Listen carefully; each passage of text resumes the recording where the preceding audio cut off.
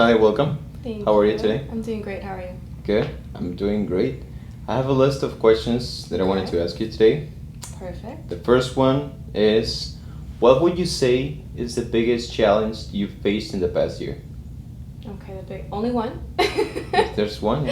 Okay, I think the biggest challenge I faced this last year was, I think, staying on top of everything, because obviously, as you know, in this industry, a lot of things can be thrown at us at once, and remembering that you have to really, at the end of the day, every single day, go back and just check your stuff to do, follow up. I think that was my biggest fallout this past year, maybe like staying on top of my follow-up, and to the point where I had to start delegating stuff because it was falling through the cracks. So I think that was my biggest thing. However, now that we've implemented new systems with the whole CRM system, I think it's helped a lot. And I don't know, just being on top of it. I think it's the biggest thing is just knowing that no one's going to tell you to do it unless you do it. And if not, then you'll be wondering why business is gone. So obviously follow-up is the biggest thing. And therefore people say that the money is not in the follow-up. The money is in the follow-up, 100%. I absolutely agree with that. So staying on top of it, getting a good CRM, and then possibly, if you have to, getting an assistant. Yeah, that works a lot. I think you agree with me on that. Cause that they keep has you helped on me a track. lot. In the last couple of months, that has helped me a lot. Right, and then you can scale that way. Yeah, if you know how to use your assistant's abilities, yes. I agree, yeah. Being able to delegate. But one thing for me, I don't know if, sorry, I didn't mean to interrupt you. I feel like one thing for me is like letting go, because I'm so like, I'll do it myself, and then I realize like I put so much on my plate to where, yeah, I'll do it myself, but it doesn't end up getting done just because I didn't want to, again, let go and be like, hey, this is something that I know I don't necessarily have to do, and this is something more important. Especially with what you just said about the follow-ups. You may have too many people to follow up with. Yeah. So you need to have a list of importance. Well, no, everything is important, but there's a degree of where things are at. Yeah. And the number one question is, what would you say are your biggest strengths as a realtor? My biggest strengths as a realtor, I think it's definitely going to be the ability to problem solve and empathize. Because I know that obviously, we have our cap of, okay, we're professionals, we have to get stuff done by a certain timeline, we have contracts, but then also, taking a step back and realizing, okay, I have to put myself in the shoes of the client. I have to be able to know, hey, they're going through something that's a little stressful, right? And then at the same time being like, no, we have to make sure we stay on top of things. If stuff is falling through the cracks or any issues come up, we have to be able to pivot and make it work no matter what. I noticed that you're good doing that. Thank you. When you have a problem, you know how to focus and just work with it. Yeah, even though it can be a little hectic sometimes, I feel like we get it done. All the craziness we've had, it's happened and we've still gone through it. Good. And then number 3 is, what would you say were your weaknesses when you started in this business? The weaknesses, okay. I want to kind of revert to what you said, obviously, what were my strengths. I think the reason why it's a strength now, or that I've worked on it, is because one of my weaknesses when I first started, and I know that I obviously started in mortgages back then, was being able to stay out and focus on just the real estate side without being overbearing on you guys as the loan officers. I think that was kind of my weakness. I was trying to control everything, all the sides of the transaction with escrow, the loan side and the real estate side, while still being there for the client, that I was just scatterbrained. So I think that was my biggest weakness. Yeah. And then also just being able to, I guess, still focus that I have other stuff aside from just the client. I have to make sure I follow up with my listing agent. I have to make sure I'm following up with my loan officer. Just making sure that I'm overall very well-rounded in my communication. That was my biggest challenge at the beginning. Now I can truly say that I'm just like very on it. If I need to speak to someone, I do it. If I need to make sure that a problem gets solved at a certain time, we make sure we stick to contracts. I think that's why it's, as long as, in my case, as a loan officer, it's easy to work with you, but sometimes you know too much. Because you can get out of it, I promise. You can get too involved into the loan, but that also helps. So in general, it's a good thing. No. Overall, it's a good thing as long as you know. I feel like you hate me when I'm like, hey, do this. No, as long as you know your job and my job. Our roles, right? I think that's the biggest thing. As long as we know our roles and when I need to step out and when I don't have to be as involved, then I think we'll be fine. But that's a great thing that you can understand when something's going on. Right.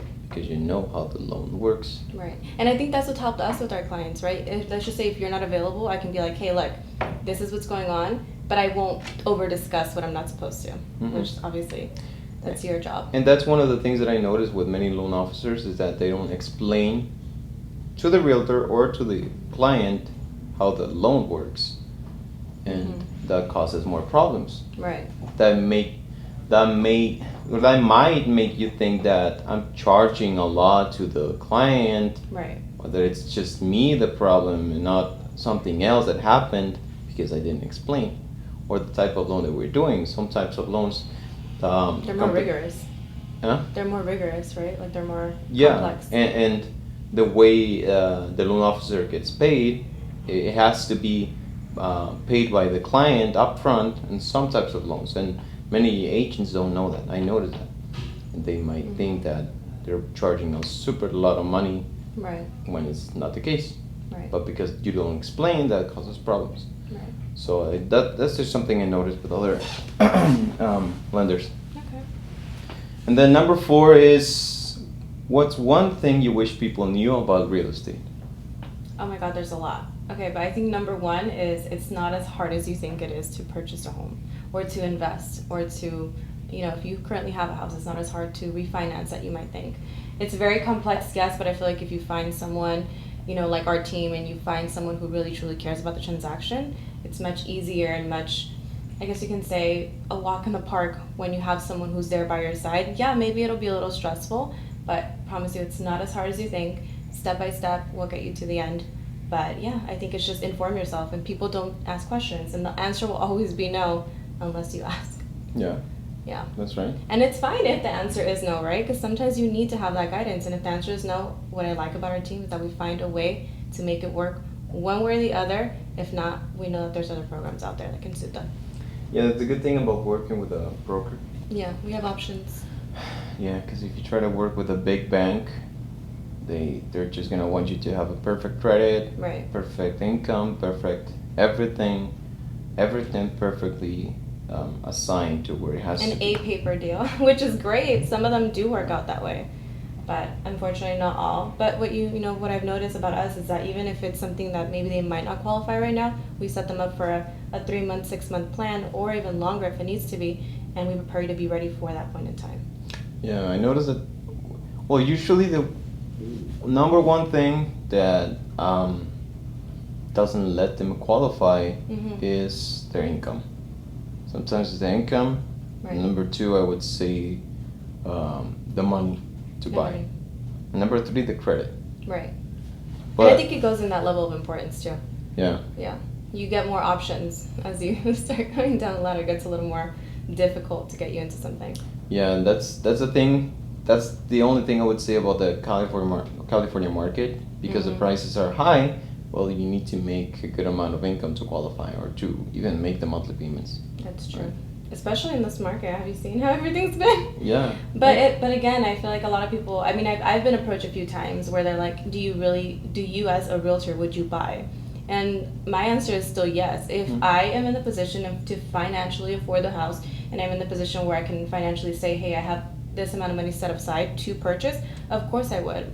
One, because I feel like it's never a bad idea, because it's always going to appreciate regardless. But then also it's like, it's only if you think that the prices and the rates are crazy right now, it's only going to continue to fluctuate. And again, you can't ever refinance the principal. It is what it is. That's true. That's true. And whenever we have a problem with the credit, we can always fix it. If you don't have the money for the down payment, we can always fix it. The main thing is that the income. You need to be comfortable with the payment. Like you said, if you can qualify, if you can make the monthly payments, then you should go for it. Right? I agree. Then number 5 would be, what's your number 1 goal for this year? My number 1 goal. Okay. My biggest goal this year is I guess I can say I have a financial goal of how much I want to, not necessarily, yes, obviously we all have a financial goal, how much we want to make, but I think it's more of like for my own track record. I'm like, okay, I want to close this amount, I want to do this. But aside from the financials, I think my biggest goal as a person and to become the best version of myself, not only in my professional life, but in my personal life, is truly being aware of my emotions. I tend to not do that as much. So, really, if I'm dealing with something, deal with it and move on and not just pile stuff on. And that goes with business too. If I know that something needs to get done that moment, it gets done in that moment. And not, pile it off like, oh, I'll get it done later. Because I still kind of am a procrastinator.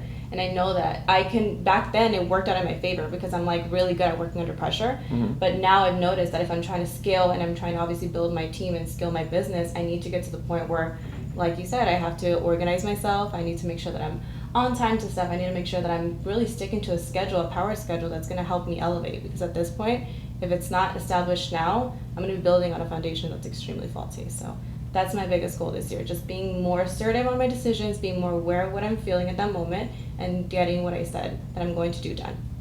I think it's a huge skill, to be a go-getter, to just not procrastinate. And I think we all procrastinate at some point. Yeah. So being assertive is the biggest thing. Assertive and just getting what you said done, no matter what. Well, then that was the last question, and I want to say thank you for being here today. Thank you for having me.